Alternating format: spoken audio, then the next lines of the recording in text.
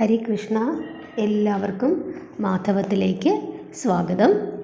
നമ്മൾ ഇതുവരെ ദശാവതാരങ്ങളുടെ 5 അവതാരങ്ങളും നമ്മൾ നോക്കിക്കഴിഞ്ഞു. ഇനി നമ്മൾ നോക്കാൻ പോകുന്നത് 6ാമത്തെ അവതാരമായ പരശുരാമ അവതാരമാണ്. അപ്പോൾ വാമനാവതാരം എല്ലാവരും കണ്ടു കാണുമെന്ന് ഞാൻ വിചാരിക്കുന്നു. അത് നമ്മൾ ഇതുവരെ ധരിച്ചു വെച്ചിരുന്നത് പോലെ ഭഗവാൻ പാതാളത്തിലേക്ക് മഹാബലിയെ ചവിട്ടി താഴ്ത്തിയതൊന്നുമല്ല. കേരളം കാണാനൊന്നും തിരുവോണനാളിൽ മഹാബലി വരുന്നുവെന്നൊന്നും ഭാഗവതത്തിലില്ല. അത് കേൾക്കാത്തവരുണ്ടെങ്കിൽ ആ വീഡിയോ പോയി കാണണം. കാരണം അത് നിങ്ങൾ പഠിച്ചിരിക്കേണ്ടത് വളരെ അത്യാവശ്യമാണ്. ഇനി പരശുരാമ അവതാരം. പരശുരാമൻ ഭഗവാന്റെ 6ാമത്തെ അവതാരമാണ്. അതേപോലെ തന്നെ ഭഗവാന് മരണമില്ല. ഇതുവരെ പരശുരാമൻ മരിച്ചിട്ടില്ല എന്നാണ് പറയുന്നത്. അതായത് ചിരഞ്ജീവികളിൽ ഒരാളാണ് പരശുരാമൻ. ത്രേതായുഗം മുതൽ കലിയുഗം വരെ ജീവിച്ചിരിക്കുന്ന ചിരഞ്ജീവിയാണ് പരശുരാമൻ. പരശുരാമൻ്റെ അച്ഛനെന്ന് പറയുന്നത് ജമദഗ്നി മഹർഷിയാണ്. അമ്മ രേണുകാദേവി. ഉഗ്രപ്രതാപശാലിയായ ഒരു മഹർഷിയായിരുന്നു ജമദഗ്നി മഹർഷി. ഇഷാക്കു വംശത്തിലെ പ്രസേനജിത്ത് രാജാവിൻ്റെ സുന്ദരിയായ മകൾ രേണുകയാണ് മഹർഷി വിവാഹം ചെയ്തത്. അതായത് ജമദഗ്നി മഹർഷിയുടെ ഭാര്യ രേണുക. നർമ്മദാ നദിക്കരയിലാണ് ജമദഗ്നി മഹർഷിയുടെ ആശ്രമം ഉണ്ടായിരുന്നത്. ഇവർക്ക് 4 മക്കളാണ് ഉണ്ടായത്. 5ാമതായിട്ടാണ് രാമൻ പിറന്നത്. ഇനി എങ്ങനെയാണ് ജമദഗ്നി മഹർഷിയുടെ മകനായി ഭഗവാൻ പിറക്കാനുണ്ടായ അവതാര ഉദ്ദേശമെന്ന് നോക്കാം.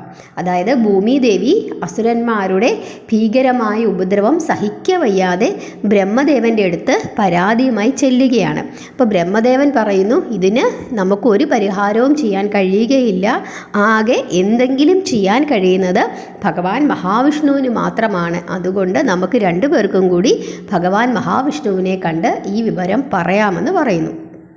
അങ്ങനെ ഇവർ 2 പേരും കൂടി ഭഗവാൻ മഹാവിഷ്ണുവിനെ ശരണം പ്രാപിക്കുകയും ദേവിയോട് വിഷമിക്കേണ്ട, ഞാൻ അസുര നിഗ്രഹത്തിനായി ജമദഗ്നി മഹർഷിയുടെ പുത്രനായി ഭൂമിയിൽ ജനിച്ചു കൊള്ളാമെന്ന് പറയുന്നു.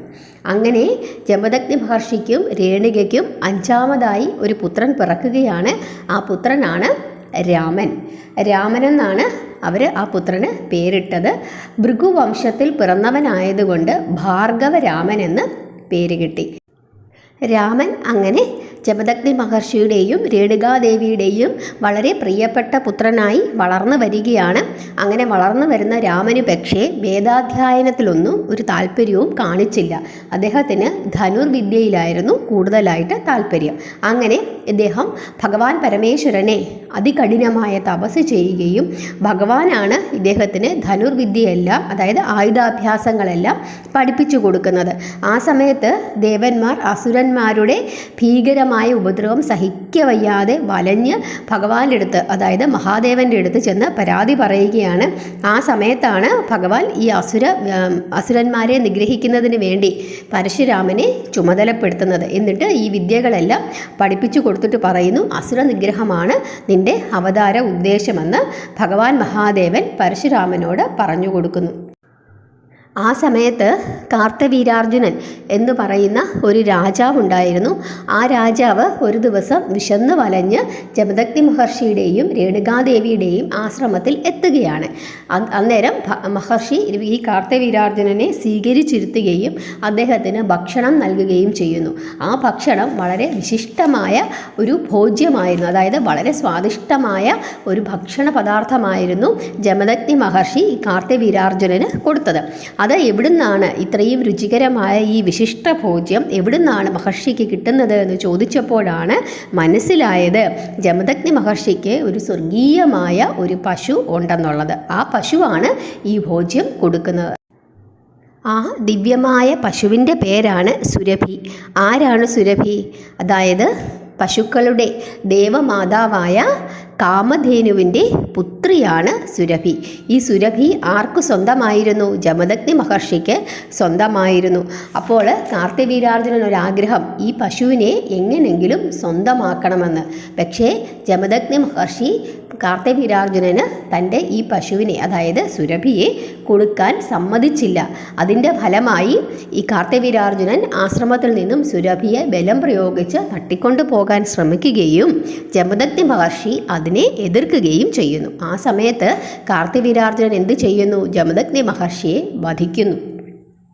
ഇതറിഞ്ഞ് അതിനുശേഷം പശുവിനെയും കൊണ്ട് പോകുന്നു.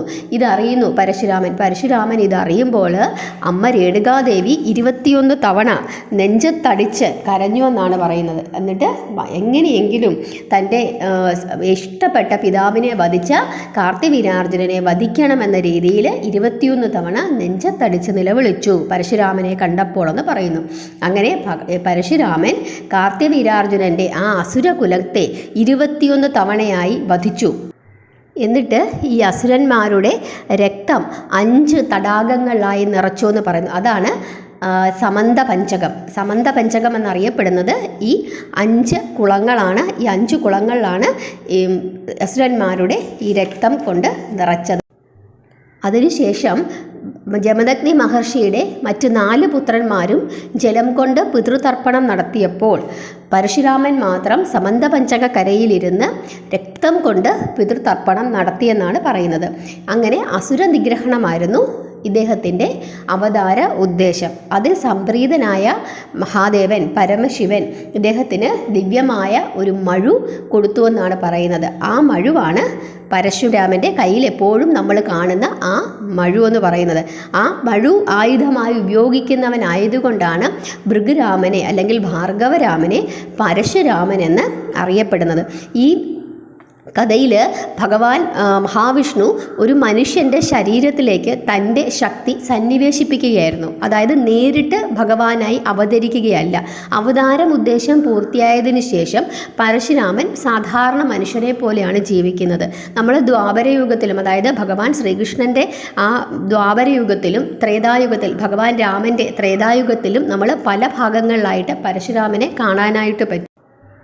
കലിയുഗത്തിൽ ഭഗവാന്റെ അവതാരമായ കൽക്കിയുടെ ഗുരുവായി പരശുരാമൻ വീണ്ടും വരുമെന്നാണ് പറയുന്നത്. ചിരഞ്ജീവിയാണ് പരശുരാമൻ, ഇതുവരെ മരിച്ചിട്ടില്ല. ചിരഞ്ജീവികളെ നമുക്കറിയാം, ഹനുമാൻ, അങ്ങനെ അശ്വത്ഥാമാവ്, ഇങ്ങനെയുള്ള കുറച്ച് ആളുകളുണ്ട്. അവരുടെ കൂട്ടത്തിലാണ് പരശുരാമനെയും നമ്മൾ കണക്ക് കൂട്ടുന്നത്. ഇതാണ് പരശുരാമൻ്റെ അവതാര ഉദ്ദേശം. ഭഗവാൻ പരശുരാമനായി ജനിച്ചത് ക്ഷത്രിയ നിഗ്രഹത്തിന് വേണ്ടിയിട്ടാണ്. ആ നിഗ്രഹം, അതായത് തൻ്റെ അവതാര ഉദ്ദേശം പൂർത്തിയായതിനു ശേഷം പിന്നീട് ഇദ്ദേഹം ഒരു മനുഷ്യനായിട്ടാണ് ജീവിക്കുന്നത്. ത്രേതായുഗം മുതൽ കലിയുഗം വരെ നീണ്ടു നിൽക്കുന്ന ചിരഞ്ജീവിയാണ് ആരെന്ന് പറയുന്നത്? പരശുരാമൻ. ഭഗവാന്റെ 6ാമത്തെ അവതാരമാണ് പരശുരാമൻ. അങ്ങനെ ക്ഷത്രിയ നിഗ്രഹത്തിനെല്ലാം ശേഷം ഈ നിഗ്രഹം നടത്തിയില്ലേ, വധമാണ് നടത്തിയത്. എന്തു തന്നെ ആയാലും കൊല്ലുക എന്നുള്ളത് പാപമാണ്. ആ പാപത്തിൻ്റെ പരിഹാരത്തിനായിട്ട് ഇദ്ദേഹം ഒരു വലിയ യാഗം നടത്തുകയാണ്. ആ യാഗത്തിൽ പ്രധാന പൗരോഹിതനായി വരുന്നത് കശ്യപ മഹർഷിയാണ്. അങ്ങനെ കശ്യപ മഹർഷിക്ക് യാഗം കഴിഞ്ഞതിന് ശേഷം താൻ അസുരന്മാരെ എല്ലാം നിഗ്രഹിച്ച് സ്വന്തമാക്കിയ ആ ഭൂമി മുഴുവൻ ദാനം ചെയ്യുകയാണ്. അങ്ങനെ കശ്യപ മഹർഷി വളരെ സംപ്രീതനാവുകയും കശ്യപ മഹർഷി ഭൃഗുരാമനോട് അല്ലെങ്കിൽ പരശുരാമനോട് പറയുകയാണ്, ഇപ്പോൾ ഈ ഭൂമി മുഴുവൻ എൻ്റെ സ്വന്തമാണ്, അതുകൊണ്ട് ദക്ഷിണ തീരത്തിലേക്ക് പോകൂ, അവിടെയുള്ള സമുദ്രതീരത്ത് പോയി അങ്ങ് വസിച്ചു കൊള്ളുക എന്ന് പറഞ്ഞിട്ടാണ് ഭഗവാൻ ഉത്തരദേശത്ത് നിന്നും ദക്ഷിണദേശത്തേക്ക് വരുന്നത്. ദക്ഷിണദേശത്തേക്ക് വന്ന് സമുദ്രതീരത്ത് വന്നു കഴിയുമ്പോൾ ഒന്ന് ഇരിക്കാൻ പോലും അല്ലെങ്കിൽ ഒന്ന് നിൽക്കാൻ പോലും പരശുരാമന് ഭൂമി സ്വന്തമായിട്ടില്ല. കാരണം എല്ലാ ഭൂമിയും ആർക്ക് ദാനം ചെയ്തു? കശ്യപ മഹർഷിക്ക് ദാനം ചെയ്തു. അതിനുശേഷം പരശുരാമൻ വരുണദേവനെ, അതായത് കടലിലേക്ക് നോക്കി നിന്ന് വരുണദേവനോട് പ്രാർത്ഥിക്കുകയാണ്, എനിക്ക് അല്പം ഭൂമി തരുമെന്ന് പറയുന്നു. അങ്ങനെ വരുണദേവൻ പറയുകയാണ്, മഴുവെടുത്ത് അങ്ങ് എത്ര വേണമെങ്കിലും എടുത്തുകൊള്ളുക, മഴുവെടുത്തിട്ട് സമുദ്രത്തിലേക്ക് എറിയുക, എവിടെ വരെയാണോ വന്ന് വീഴുന്നത് അവിടെ മുതലുള്ള ഭൂമി അങ്ങേക്ക് സ്വന്തമായിരിക്കുമെന്ന് പറയുകയും അങ്ങനെ മഴുവെടുത്ത് എറിഞ്ഞിട്ടാണ് കന്യാകുമാരി മുതൽ ഗോകർണം വരെയുള്ള സ്ഥലം ഉണ്ടായതെന്ന് പറയുന്നു. ഇതൊക്കെ ഐതിഹ്യമാണ്. അങ്ങനെ അദ്ദേഹം ആ ഭൂമിയും ആർക്ക് ദാനം ചെയ്യുന്നു? ബ്രാഹ്മണർക്ക് ദാനം ചെയ്യുന്നു.